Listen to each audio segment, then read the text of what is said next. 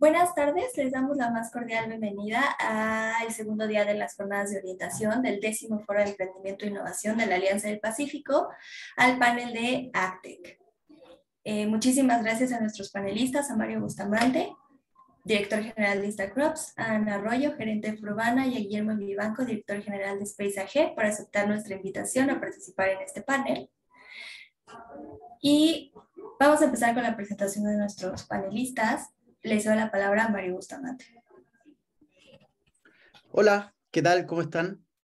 Mario Bustamante por acá. Yo soy CEO y founder de Instacrops, una startup que ayuda a los agricultores en Latinoamérica a que maximicen el rendimiento de sus cultivos.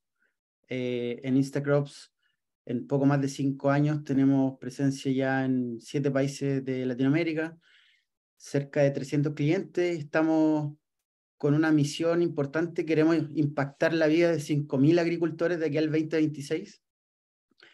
Esto digitalizando la industria, que lamentablemente es la menos digital de todas y es la más importante porque finalmente toda la gente tiene que comer. Así que aquí estoy feliz de participar de este panel y abierto a que podamos interactuar con la audiencia y feliz de compartir la experiencia de esta aventura.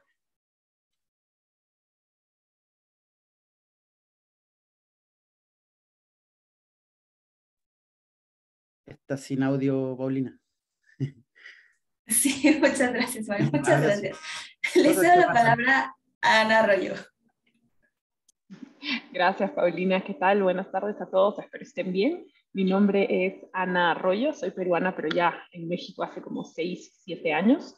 Y en general, para así trayectoria profesional de muy resumidas cuentas, he trabajado siempre en Latinoamérica, especializándome en negocios hacia consumo masivo, ya sea a consumidor final o a B2B, en este caso, como en la empresa que represento en este caso. Actualmente trabajo en Fruvana, soy Country Manager para México. Fruvana es una compañía que digamos que es la misión o visión que tenemos. En primer lugar es hacer la comida más barata en Latinoamérica. Entonces lo que queremos hacer es a través del uso de tecnología y trabajando de forma muy cercana con nuestros proveedores, acortar la cadena de suministro para poder llegar a nuestros clientes finales, que son restaurantes, de forma más eficiente, con más información y beneficio tanto para la empresa, los proveedores, como a los clientes finales, que son los restaurantes. Contándoles un poquito más de Fruvana, tenemos presencia actualmente en América Latina en 3 países: Colombia, que es de donde nace la empresa, Brasil y México. Operamos en varias ciudades en cada uno de los países en los que estamos. En México tenemos alrededor de 28.000 restaurantes y más de 60.000 restaurantes ya a nivel Latinoamérica desde que abrimos operaciones en el 2018. Y otra cosa que es muy importante para nosotros es realmente hacer uso de la tecnología para lograr como transformar, así como lo decía Mario en su caso, una industria pues que no ha tenido muchos cambios en los últimos años, ¿no? Entonces nosotros hacemos uso de como información que llevamos hasta los agricultores a otras categorías que también manejamos. En la plataforma manejamos alrededor de 8 categorías. Para darles esta experiencia de one-stop shop a los restaurantes en los que operamos. Y nada, eso les dejo ahí un pequeño resumen, y cualquier pregunta, pues feliz de contestarla cuando entremos a la parte de conversación. Muchísimas gracias, Ana.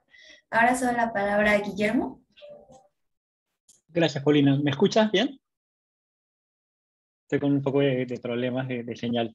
Bueno, soy Guillermo de Vivanco, soy cofundador y CEO de Space AG.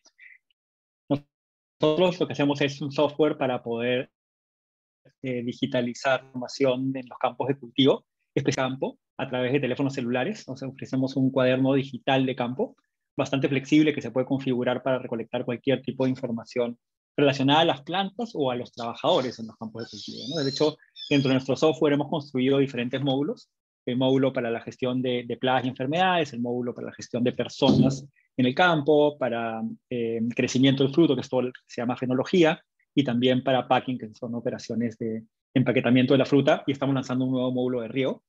Detrás de eso es un software as a service, vendemos la licencia de software, pero lo que buscamos es empoderar a las personas en en la agricultura, ¿no? Similar a lo que está haciendo Mario en Instacrop, que siempre ha sido un referente. Ellos ven más integraciones, ¿verdad? Nosotros empezamos haciendo bastante de vuelos de drones, integraciones, pero nos fuimos más hacia el aplicativo móvil en campo para poder ayudar ese proceso de captura de data que a veces se hace con lápiz y papel y es muy complejo compartir y organizar la data. Estamos ahorita en 6 países en Latinoamérica. La operación nace en Perú en el 2017-2018, y tenemos, bueno, más o menos 50 usuarios y 3.000 clientes, perdón, 50 clientes y 3.000 usuarios en estos países. Y bueno, estamos invertidos por fondos del Silicon Valley Latinoamérica especializados en AgTech. Así que, de hecho, a mí me ha tocado mucho hacer pitches y presentaciones, así que encantado de poder compartir mi experiencia y los aprendizajes que he tenido en todo el camino. Muchas gracias, Guillermo. Muy interesante el emprendimiento de los tres. Entonces, si les parece, lo primero que me gustaría que platicaran es sobre la relevancia de las AgTechs para el sector de la agricultura y cuáles son los retos y oportunidades que han encontrado en el camino. Ana Arroyo, si quieres empezar. Sí, yo creo que este es un tema particularmente interesante específicamente en esta industria, ¿no? Creo que nosotros y las 3 empresas para las que trabajamos, o sea, lo que han hecho es optimizar muchos procesos que tenían años sin transformarse. O sea, que eran, ahí creo que Guillermo mencionaba, hechos en papel y lápiz, que no, o sea, como que mientras otras industrias se modernizaban, pues tenías esta que es básica, absolutamente básica, porque es alimentación, todavía usando métodos que pues, no responden a los recursos o a las posibilidades que abre el uso de tecnología, ¿no? Entonces yo creo que la importancia primero es la revolución de cómo se hacen todos los procesos que constituyen, o sea, que tiene cualquier proceso de agricultura. Y, por ejemplo, en lo que hacemos en Fruana creo que trabajamos muy de la mano con agricultores y la idea también es acercarlos a su consumidor final. Entonces, cuando vemos en el pasado y eso también me encontró un poco contexto de México, tenías agricultores digamos que en un país con parcelas muy fragmentadas, que primero tenían que ir a, no sé, un coyote, que haga copia en un mercado local, que luego se va a un mercado de abasto más grande y termina en el mercado de abasto de Ciudad de México, 30% de desperdicios a lo largo de la cadena de distribución. Ahora como empresas como las que trabajamos, lo que puede hacer es optimizar esos procesos para reducción de merma, optimización de márgenes, acercamiento a los clientes, y obviamente eso beneficia mucho al sector y principalmente a los actores que están del lado productivo de la cadena. Muchas gracias, Ana. ¿Mario? Sí, bueno, nosotros hemos seguido muy de cerca, de hecho nos conocemos con Guillermo. A Fruana no teníamos la suerte de conversar, pero el desarrollo de las AgTech en Latinoamérica es aún incipiente. Somos una subindustria poco sexy por ahora, aunque eso está cambiando. De hecho, muchos inversionistas, muchos venture capital están abriendo sus tesis de inversión hacia el sector AgTech y sobre todo cuando hay un foco en cambio climático, que es un mainstream nuevo, por decirlo de alguna forma. Entonces, si tú te pones a pensar, las fintech, que son la mayor cantidad de startups que hay no solamente acá en la región, son las más sexy, las mejores valorizadas en términos de evaluación de mercado. Hay muchos inversionistas que están detrás, hay mucha competencia también. Entonces, nosotros, como te decía, esto está muy incipiente, hay un desarrollo detrás. Yo creo que los 3 que estamos acá nos llevamos más de 5 o 6 años.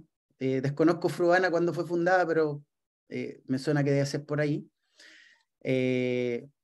Entonces, claro, ahora no, Agri-Food Tech, si es que lo queremos enlazar con lo que hace un poco Ana, está muy incipiente. El mercado latinoamericano es el más grande, el más relevante incluso, mucho más que se podría pensar Europa o incluso el asiático.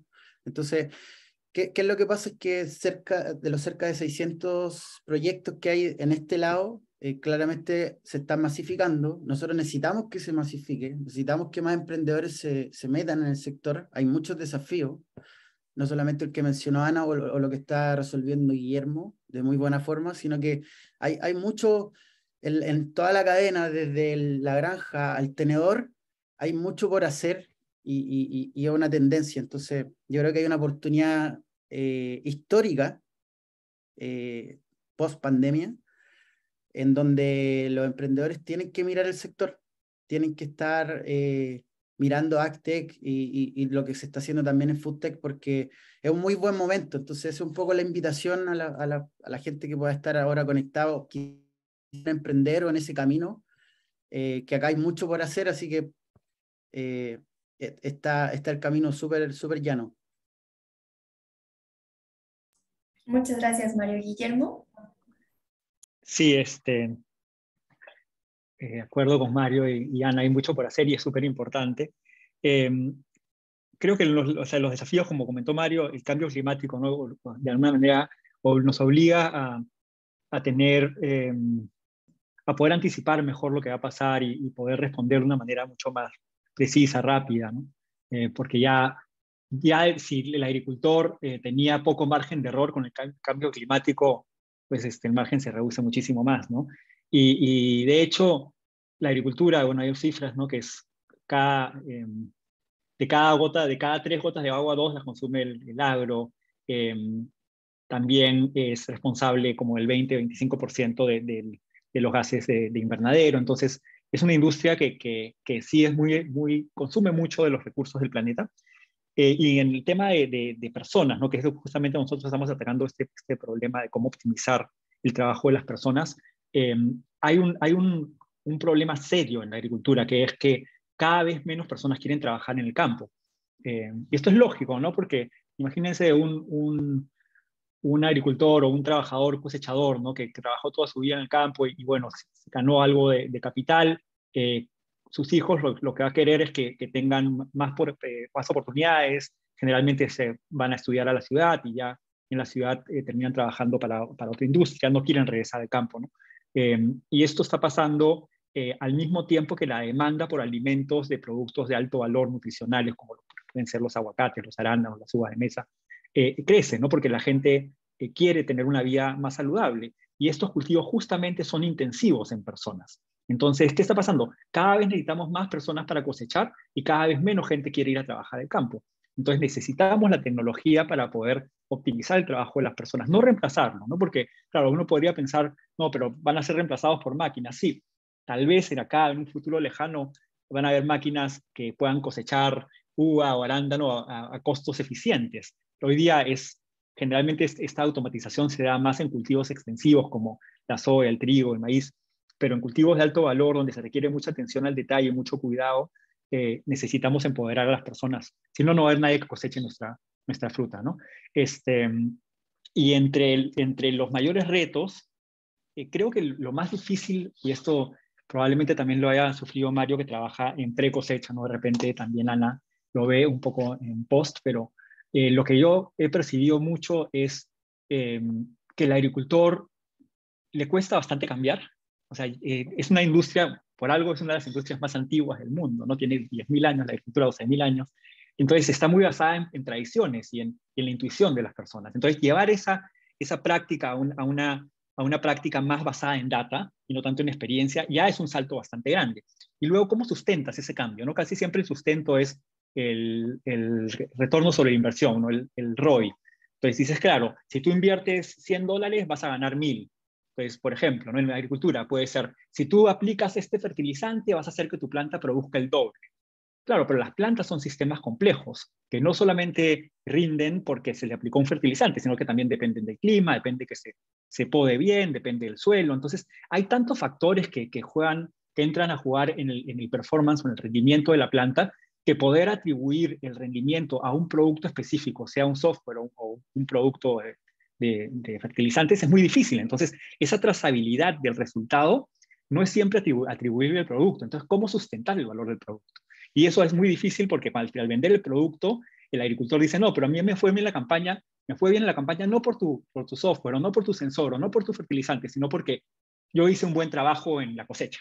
Entonces, le quitan peso al valor que tiene tu producto y es mucho más difícil sustentar el valor real que realmente estás ofreciendo al mercado. Y creo que ese desafío es bastante grande cuando tratas con estos sistemas complejos como la agricultura. Claro, muchas gracias, Guillermo. Y relacionado con esto que los tres me están comentando de que las AgTech son recientes, que el mercado es incipiente, que tienen problemas, como nos comentaba Guillermo, incluso para llevar esta tecnología al campo, ¿cómo le hacen ustedes para presentar su pitch de manera exitosa, para que parezca muy atractivo lo que están ofreciendo a los inversionistas? Guillermo, si quieres continuar.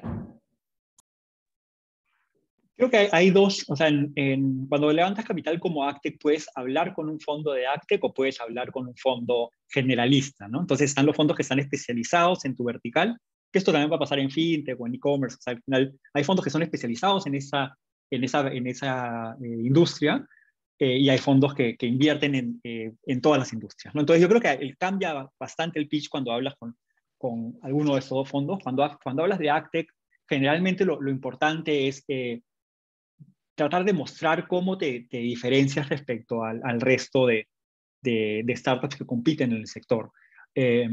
Porque ellos ya tienen conocimiento de varias startups de AgTech que han visto. Entonces, en esos pitch, lo importante es mostrar los atributos únicos de tu producto y no solamente el producto, sino también de la oportunidad, ¿no? Por ejemplo, nosotros en Perú eh, tenemos a los productores más grandes agroexportadores de cultivos de alto valor del mundo. Están los principales productores de arándanos, de uva de mesa y de palta del mundo, que por la latitud de Perú y por las facilidades macroeconómicas que, bueno, habían antes, ya de repente están un poco más complicadas, hacía mucho sentido construir grandes campos en Perú, instalar grandes campos en Perú y producir de ahí. Entonces eran cómo vender esa ventaja competitiva de estar en un país donde no es, o sea, no estamos en Silicon Valley, ¿no? Pero claro, estamos en Perú y estar en Perú nos da una unfair competitive advantage, una ventaja competitiva injusta porque otra empresa que está de repente en Colombia no tiene acceso a esos productores gigantes con los cuales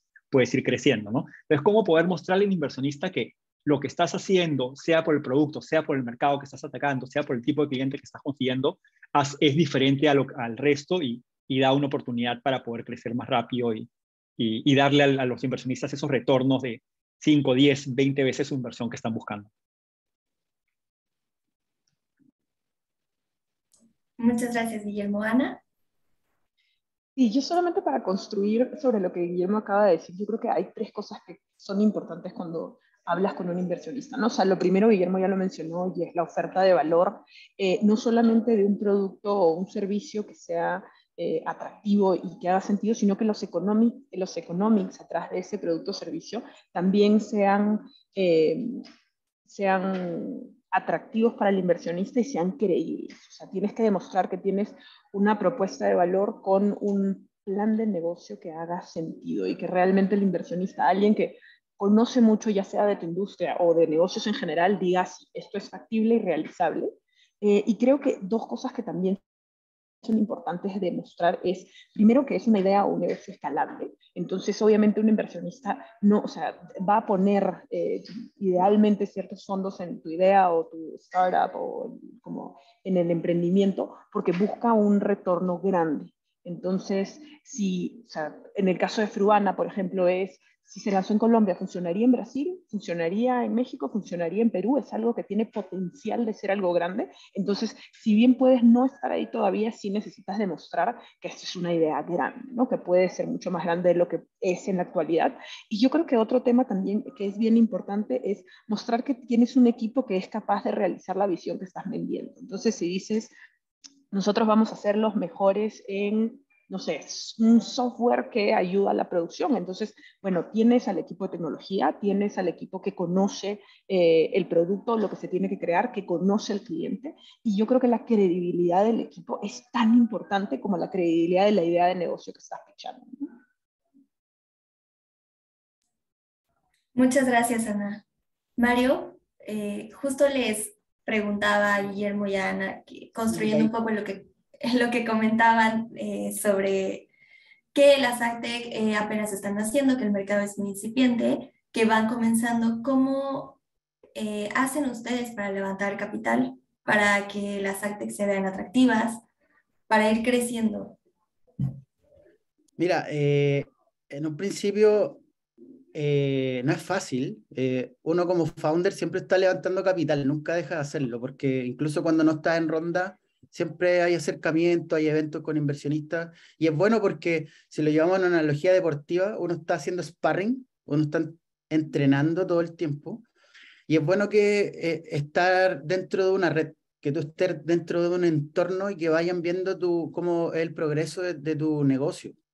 Eso es relevante.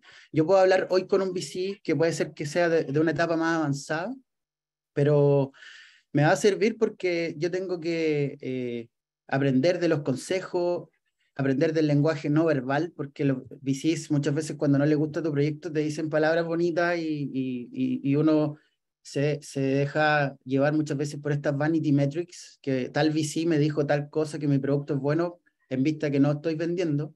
Entonces, lo principal ahí, y un poco mi consejo es salir a vender. Lo único que tienes que hacer es salir a vender, porque el cliente es el que va a desarrollar todo, tu producto, tu modelo de negocio. Las ventas te van a llevar a inversión. Finalmente, ventas va en el top 1, 2, 3, 4, 5 y después todo lo demás. Entonces, si yo estoy en constante aprendizaje y estoy desarrollando cosas que la gente quiere, estoy desarrollando productos que solucionan un problema grande, importante, eso te lleva a lo otro.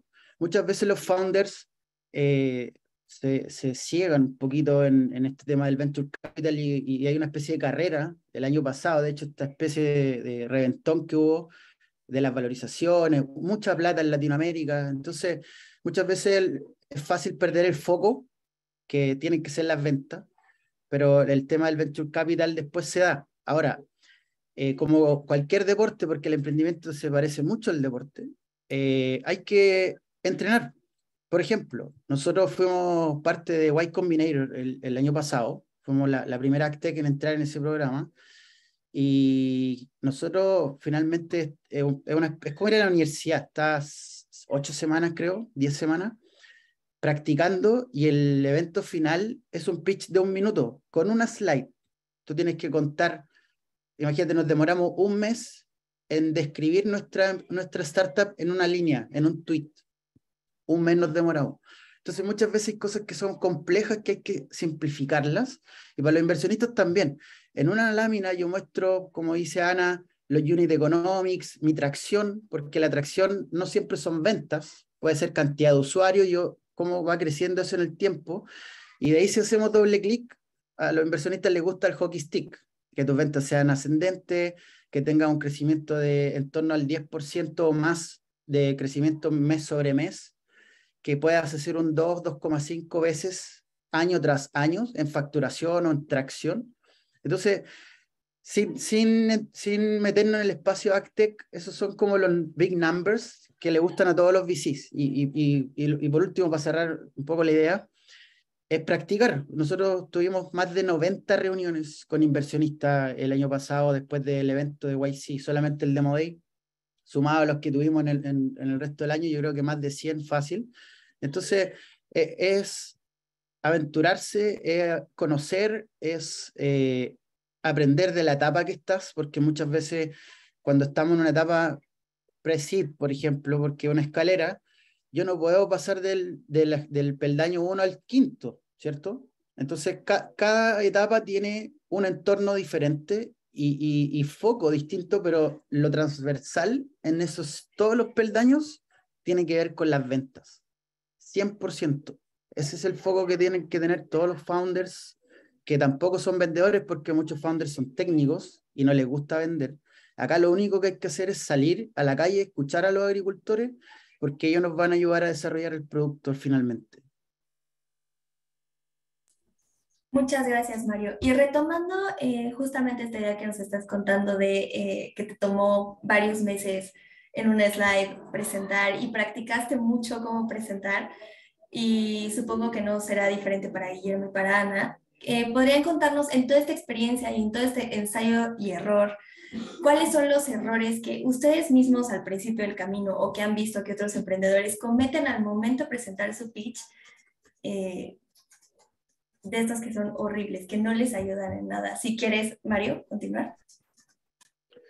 Claro, y un poco siguiendo la idea anterior, esto de las métricas vanidosas, esto de que me llamó tal o tengo un cliente que es, no sé, Bayer, ¿ya? Porque es una transnacional, es muy importante, pero muchas veces uno se deja llevar por esas métricas que son vanidosas, como te decía. Finalmente, lo que vale es la atracción y ese es el foco. Entonces, y ya en lo concreto, errores que nos toca ver en los pitch porque también traspasamos un poco de conocimiento y ahora está incluso a través del programa Startup Chile.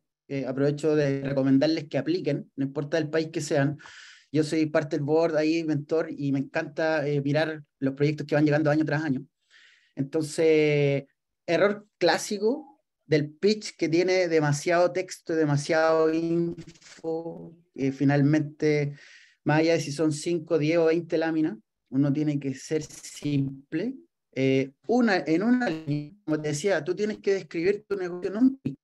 En una línea yo diga, ¿sabes qué? Yo ayudo a los agricultores a maximizar el rendimiento de los cultivos. En una línea. Y después, como eso ya me interesó, a ver cómo lo hace. Me dan ganas de preguntar, ¿y cómo lo hace? Bueno, y ahí viene la segunda línea, porque ya capté tu atención. Es como esos 2 segundos de YouTube, de este video del ad que te trata de enganchar. Y cada vez menos. Antes era 5 segundos, ahora 2, ahora deben ser milésimas de segundo. Entonces, de hecho, el nombre del pitch viene por lo del ascensor, que tengo hasta el piso 13 para convencer a un inversionista. Eso no ocurre nunca, ni 100 pisos, porque finalmente hay que buscar eso, que yo contarte lo que hago en una línea, y eso se tiene que transmitir.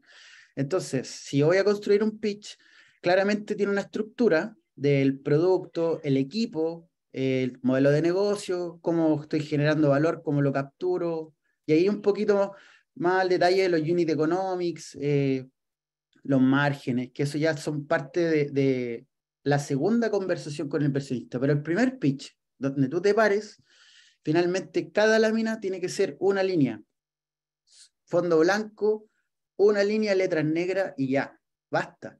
No hay que poner 4 o 5 fotos con texto arriba, texto abajo, el clásico PowerPoint saturado, eso ya no existe.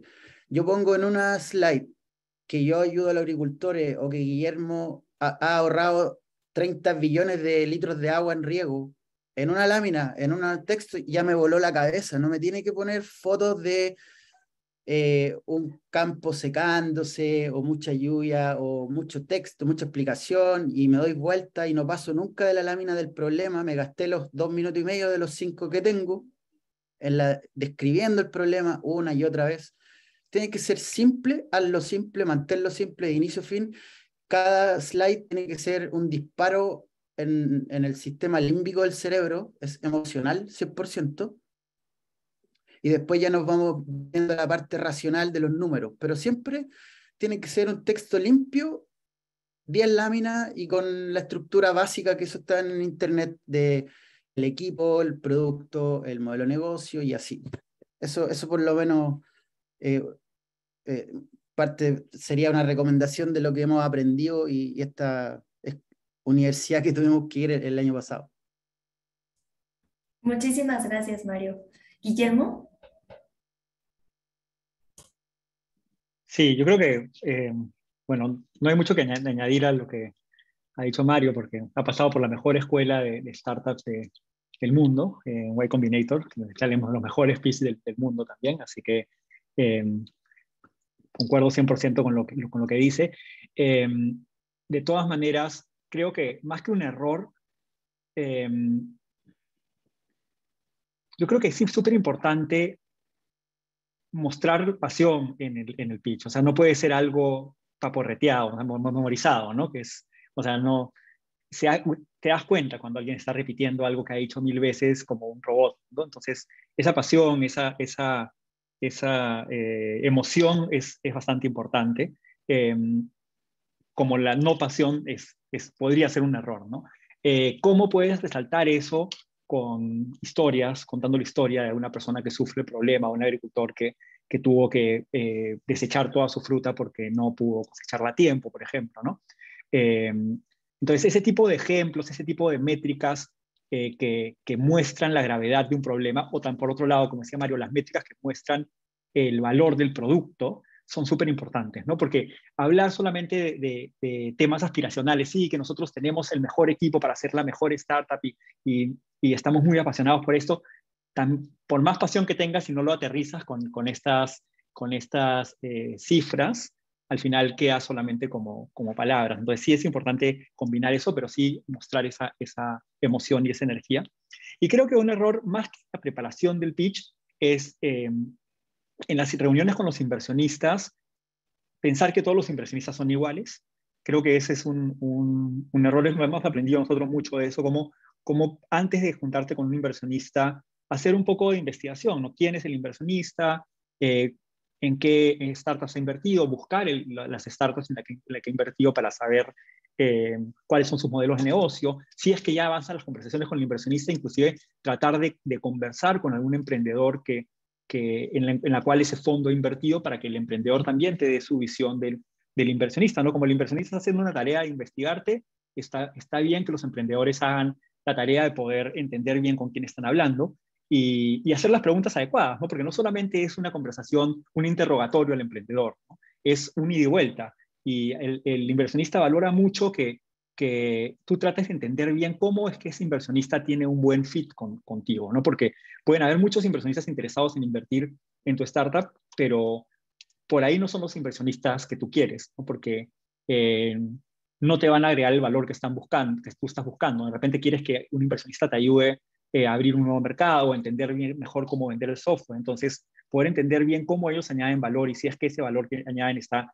en línea con lo que tú necesitas, eso lo valora mucho el inversionista porque ve que no solamente estás buscando su capital, sino también estás buscando que te ayude con esa inteligencia que ellos suman al capital, ¿no? Acá no se trata de un mercado duro donde solamente hay un flujo de dinero, sino le llaman el capital inteligente, ¿no? El capital viene con mentoría, apoyo, asesoría, y en la medida que tú puedas entender bien eso y puedas compatibilizar tu necesidad con lo que el inversionista te ofrece, en buena hora porque vas a tener mucho más capacidad de poder cerrar ese inversionista y probablemente la relación fluya mucho mejor.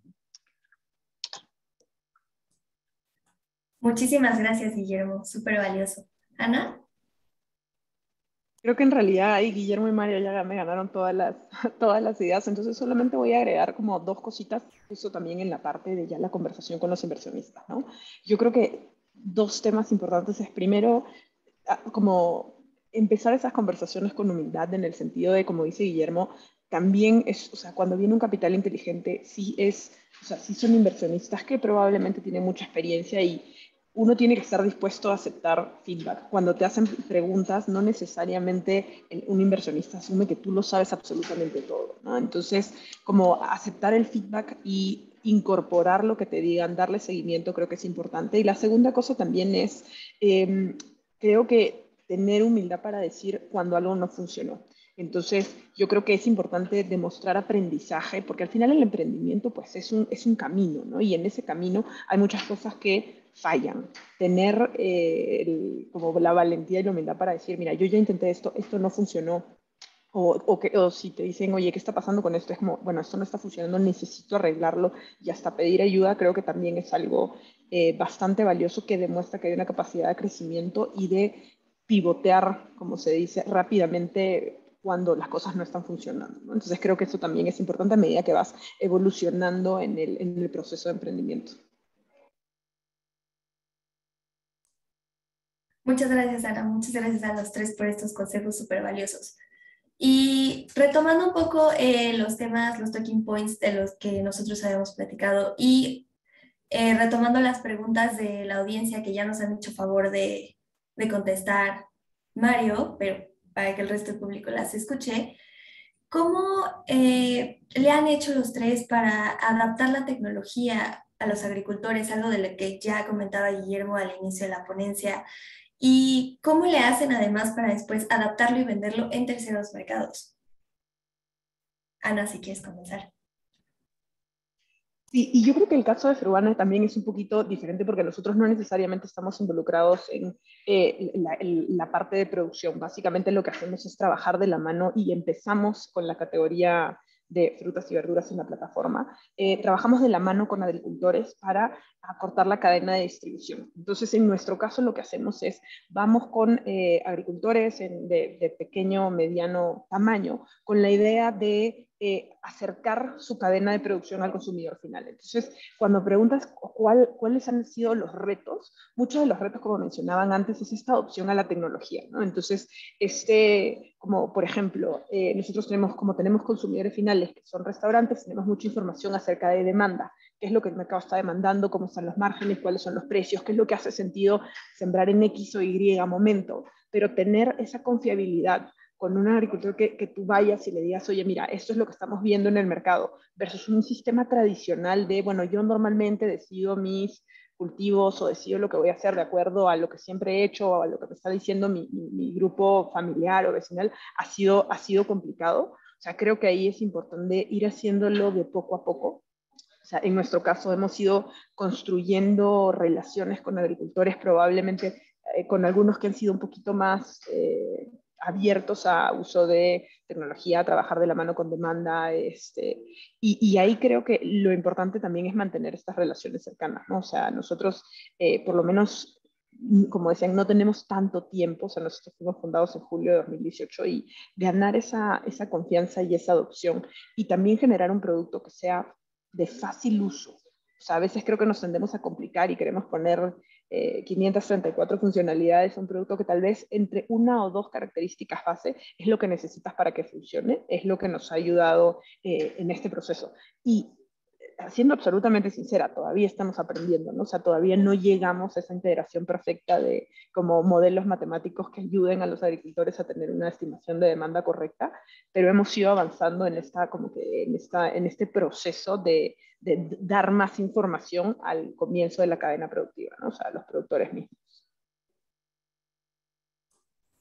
Muchas gracias, Ana. Mario. Sí, de hecho, me gustaría compartir pantalla, no sé si puedo, me tienen que habilitar mientras, porque les quiero mostrar cómo fue el primer producto de Instacrops, porque no sé si Listo, Mario. ustedes siguen a Reid Hoffman, que es uno de los founders de LinkedIn.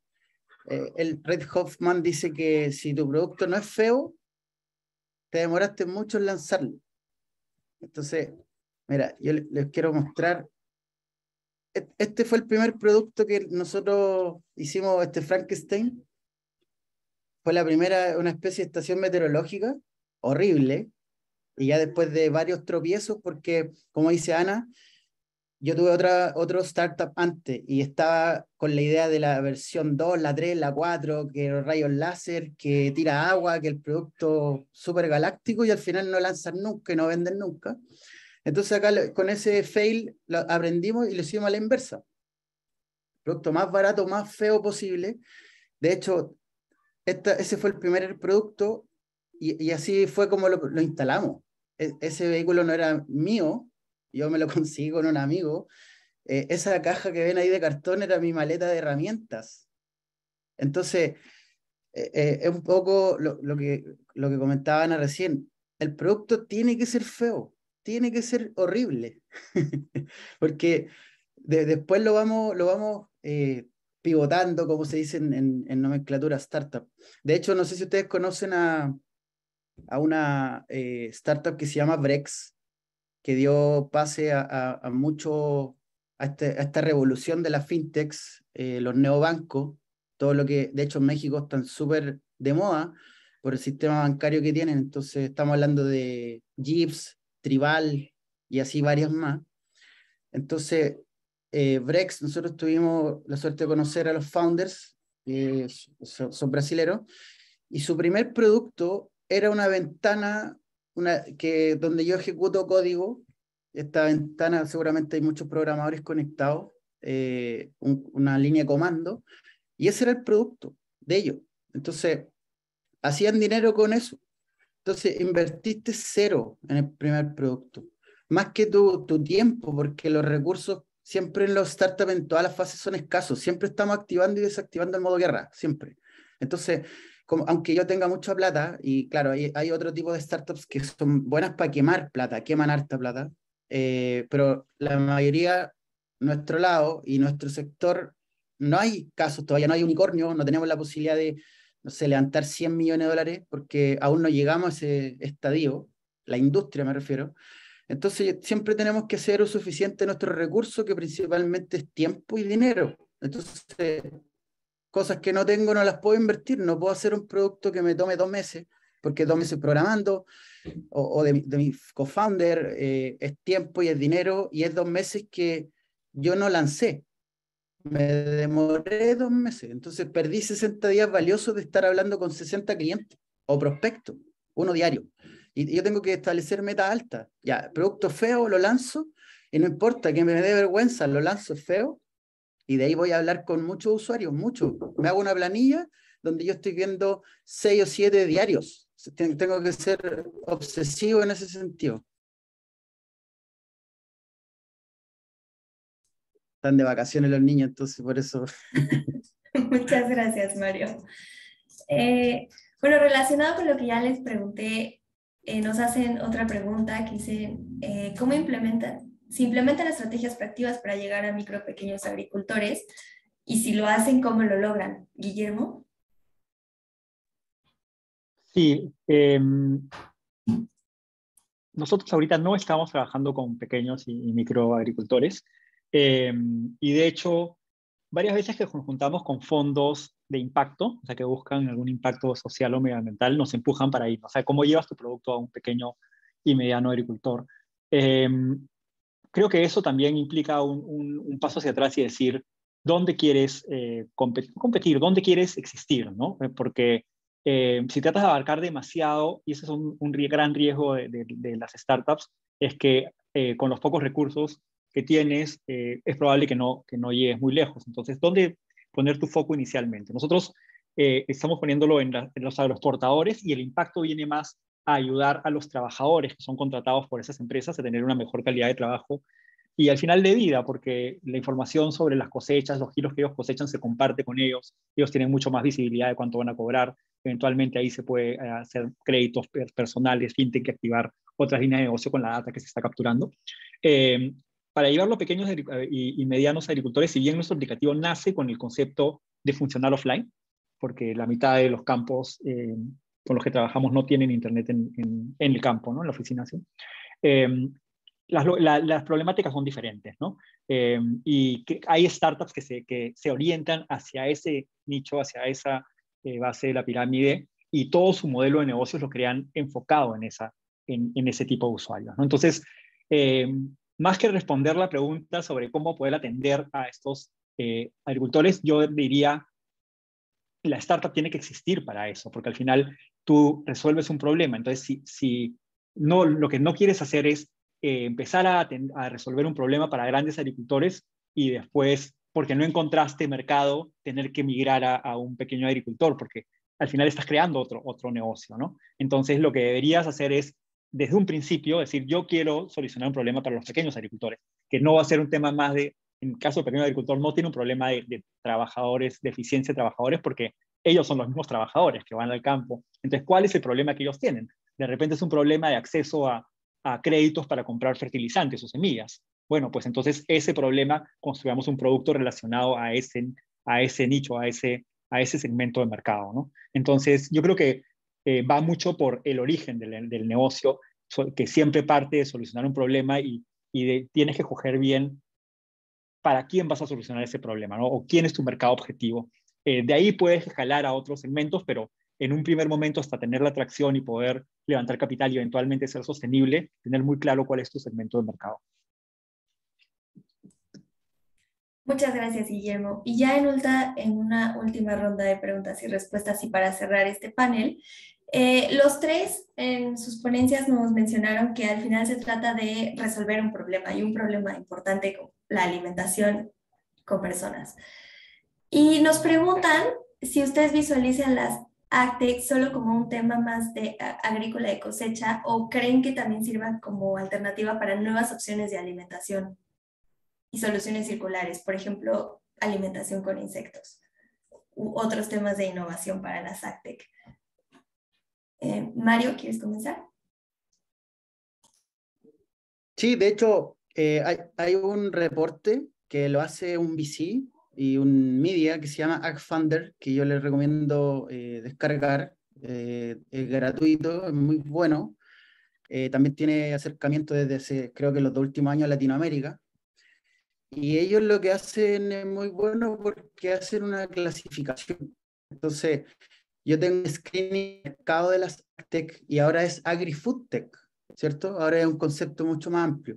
Entonces hay categorías y no sé, no deben ser más de 10, pero ahí están las categorías y un poco los deals, cómo se van desarrollando, qué tipo de startups, esas protein foods, cómo están en alza, y te dicen un poco cuál está en alza y cuál está en baja, porque puede ser que, por ejemplo, los e-groceries o los dark stores, que ahora están en alza también, van al alza, y hay otros que son downstreams, van a la baja, pero no significa que sea malo, sino que principalmente puede ser un mercado que está un poco saturado o tiene otro foco, otro momentum, que es algo relevante, porque Rappi hace 20 años atrás no hubiera sido lo que es hoy, porque hay un tema, eh, otro concepto también startupero es el time to market.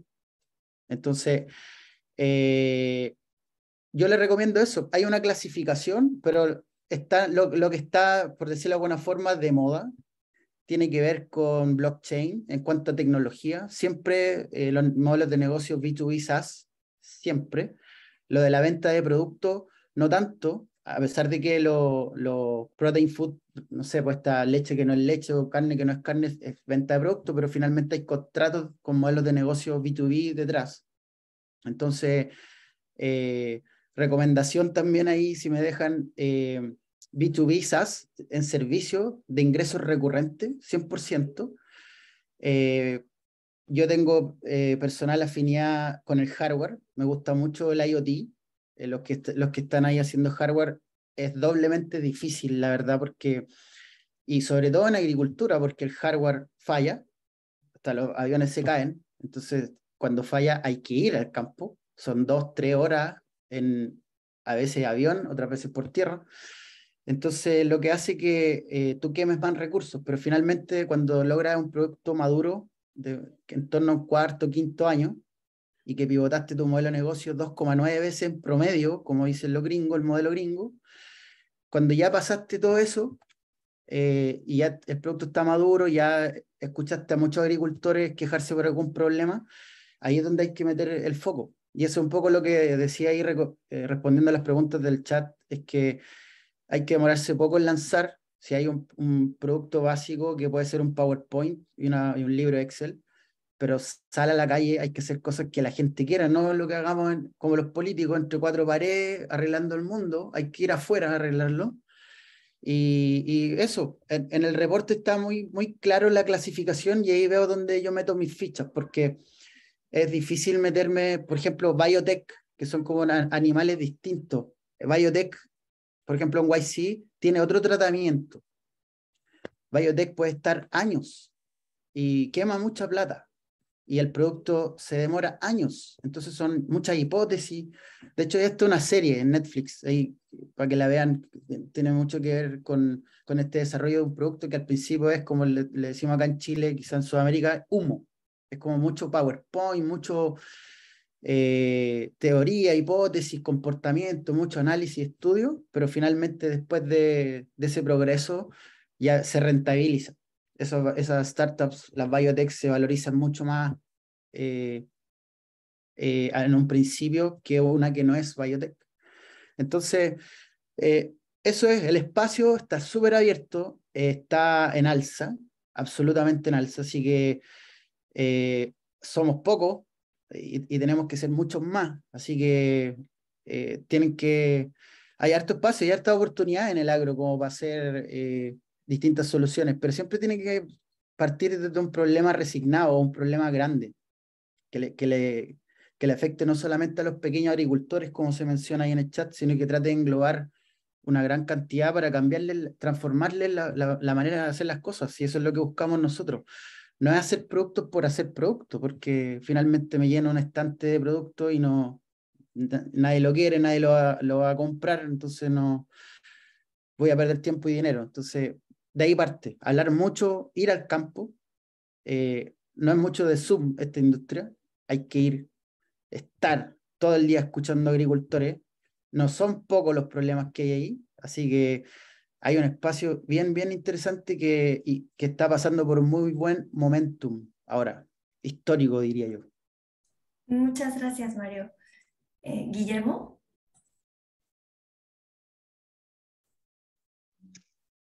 Sí,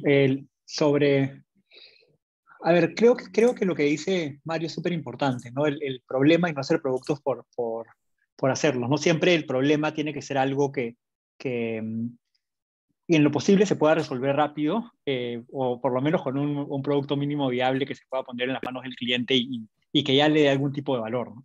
Eh, Creo que algo también importante es no solamente descifrar el producto, porque nosotros también a veces pensamos mucho en el fit entre el producto y el mercado, pero si tú sabes a vender un producto a $1 que te cuesta $100 y la competencia lo vende a 200, lógicamente todos van a querer ir a comprarte tu producto barato, ¿no? Siempre y cuando sea, bueno, resuelva mínimamente el problema. Creo que también es importante pensar en el fit del modelo de negocios, del modelo de ingresos, poder tener un modelo de ingresos donde y lo que se mencionó antes también, los unit economics, ¿no? Los márgenes sean positivos, que lo que te cuesta de un cliente sea menor a lo que ese cliente te va a dejar durante su vida contigo. Y, y tener claro eso, porque al final creo que lo más importante es crear una empresa que no sea dependiente de los inversionistas, ¿no? Y acá estamos hablando de PIS y cómo poder convencer a un inversionista para que te dé capital. Me parece bien en un primer momento porque esa primer empujón a veces no lo tienes. Si bien puedes ir a Startup Chile, puedes ir a Startup Perú, puedes ir a fondos multilaterales o a concursos que te den algo de capital para arrancar, casi siempre vas a necesitar un poco más de aportes de inversionistas institucionales a lo largo del camino. Pero en la medida que tú puedas crear un negocio que ya sea rentable y sostenible, tu capacidad de poder levantar capital también va a crecer muchísimo, porque los inversionistas van a saber que no necesitas de ellos, y que lo estás buscando solamente para poder crecer más rápido. Y esa situación, especialmente en estos momentos donde hay una contracción de las inversiones, si bien el ACTE todavía sigue creciendo, el mercado en general está bastante más complicado comparado al año pasado, ¿no? Por varios factores, como la guerra, por ejemplo, ¿no? Entonces, sí es importante construir esos modelos de negocio recurrentes, sostenibles, escalables, para poder no siempre tener que necesitar un inversionista para seguir creciendo. Muchísimas gracias, Guillermo. Y por último, Ana, para cerrar, nos queda un minutito. Soy rápida. Lo primero que, o sea, yo creo que a nivel general, y ahí mi consejo sería ser emprendedor es difícil. Creo que Guillermo y Mario lo saben más que yo. Es duro. Sin embargo, ahorita está de moda estar en una startup. En algún momento estuvo de moda ventas y no márgenes. Estuvo de moda la palabra unicornio. En otro momento está de moda fintechs. Y a veces nos dejamos mover por esas modas. Yo sí quiero estar en una fintech, yo sí me importa, crecimiento, aprecio al dólar que decía Guillermo, cuando mi producto me cuesta $100, o sea, $100 en producir. O sea, yo creo que aquí mi consejo general es, o sea, si realmente quieren tener un emprendimiento, buscar un producto o servicio que haga sentido. O sea, que tenga un product market fit, que tenga economics, y si tienen eso, conseguir inversionistas no es fácil, pero es bastante más fácil a que si estamos simplemente creando un producto de fintech, vendiendo un montón a precio barato simplemente porque es hacia donde el mercado se está moviendo. Entonces yo creo que eso en el minutito que nos quedaba, y espero que a todos les haya gustado la plática. Muchísimas gracias, Ana, Guillermo, Mario, por aceptar la invitación y compartirnos sus experiencias. Súper valiosa la información que nos compartieron el día de hoy.